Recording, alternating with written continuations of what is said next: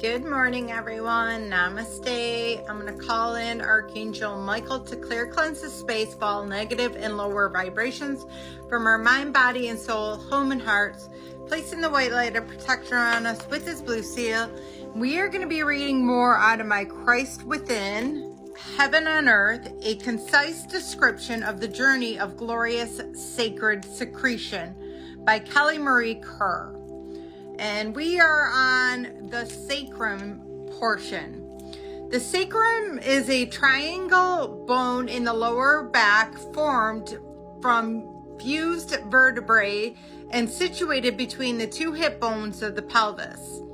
The English word sacrum was introduced into technical terms in anatomy in the mid-18th century as a shortening of the Latin name os sacrum, sacred bone, is where surgeons perform a lumbar puncture to extract samples of CSF. It is the location of the sacral pump. The sacral pump is a regular rhythmic motion between the occiput and the sacrum, and it circulates CSF back to the spinal cord throughout the central nervous system into the brain. The sacral pump is a key part of the circulatory system, and its proper function is important for good physical and mental and emotional well-being, which is why it's so important, especially when activating the Christ within. Now we're going to move on to 33 vertebrae, and it was 144 on the timer as I looked up. From the sacrum, the Christ oil or sacred secretion starts its journey back up to the spinal cord through the 33 vertebrae. Significance of the 33 vertebrae in the spinal cord. Jesus lived for 33 years. Jesus was crucified at the end of 33 years of age.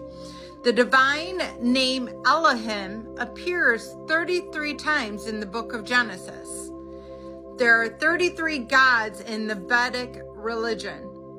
33 is the numerical representation of the Star of David and the numerical equivalent of Amen. 1 plus 13 plus 5 plus 14 equals 33.